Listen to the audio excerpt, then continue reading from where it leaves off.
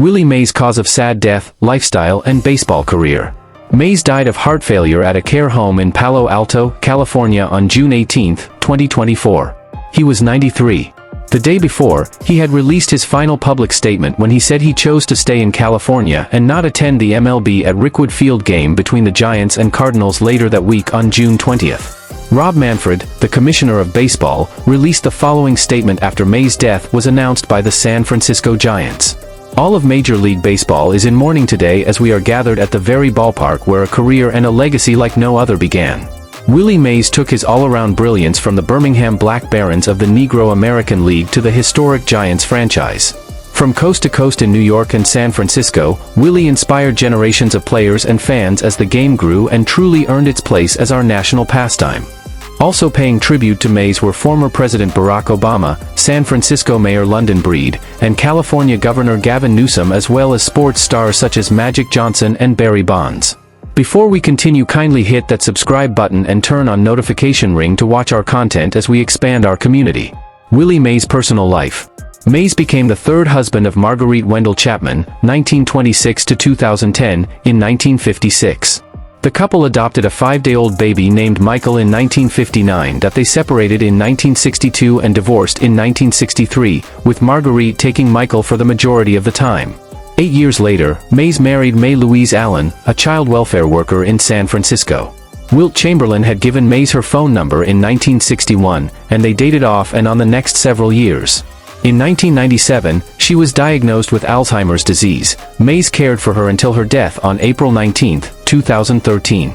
Mays was the godfather of Barry Bonds, whose father, Bobby Bonds, was a friend of his when they were Giants teammates. Glaucoma forced Mays to stop driving a car and playing golf after 2005. In 2018, blind sportswriter Ed Lucas wrote that Mays had told him a few years ago that he had actually gone blind.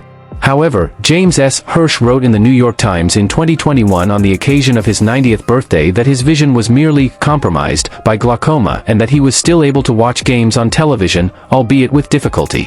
Near the end of his life, Mays resided in Atherton, California, with his personal assistant and caretaker. Early life. Willie Howard Mays Jr. was born on May 6, 1931, in Westfield, Alabama, a primarily black company town near Fairfield. His father, Cat Mays, was a talented baseball player with the black team at the local iron plant. Annie Satterwhite, his mother, was a gifted high school basketball and track star. To his family and close friends, and later to his teammates, Mays was affectionately referred to as Buck. His parents never married and separated when Mays was 3. His father raised him and 2 aunts, Sarah and Ernestine. Sarah brought young Willie to an African Methodist Episcopal church every Sunday. Cat Mays worked as a railway porter and later at the steel mills in Westfield. Cat exposed Willie to baseball at an early age, playing catch with him at 5 and allowing him to sit on the bench with his Birmingham Industrial League team at 10. His favorite baseball player growing up was Joe DiMaggio. Other favorites were Ted Williams and Stan Musial. Mays played several sports at Fairfield Industrial High School. On the basketball team, he led players at all-black high schools in Jefferson County in scoring. Mays played quarterback, fullback, and punter for the football team. Though he turned 18 in 1949, Mays did not graduate from Fairfield until 1950, which journalist Alan Barra calls a minor mystery in Willie's life. Player profile.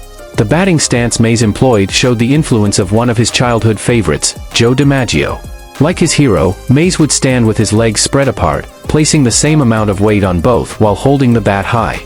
His right thumb would stick out in the air as he waited for pitches, but he wrapped it around the bat as he swung.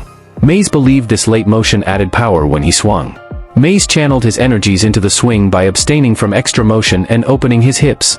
If there was a machine to measure each swing of a bat, Branch Rickey suggested, it would be proven that Mays swings with more power and bat speed, pitch for pitch, than any other player. His focus extended to his antics, or lack thereof, at the plate. Mays did not rub dirt on his hands or stroll around the batter's box like some hitters did. Naturally more of a pull hitter, Mays adjusted his style in 1954 to hit more to right and center field in a quest for a higher batting average at his manager's request, but the change was not permanent. When the Giants moved to Candlestick Park, Mays found that pulling the ball worked better at home but hitting to right and center worked better on the road. He tried to adjust his style depending on where he was playing. Defensively, Mays was one of the best outfielders of all time, as evidenced by his record 12 Gold Gloves as an outfielder. His signature play was his basket catch, the technique that displayed Mays' stylistic flash as opposed to the pure raw skill that was on display when he made the catch in the 1954 World Series. Holding his glove around his belly, he would keep his palm turned up, enabling the ball to fall right into his glove.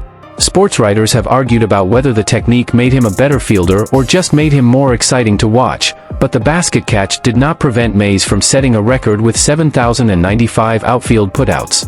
Coppett observes, his range was limitless, and his arms so strong that he could make effective throws from the most unlikely locations and from the most unlikely body positions. That range allowed him to play a shallow center and prevent shallow singles, while still being able to get back and not let extra base hits get over his head.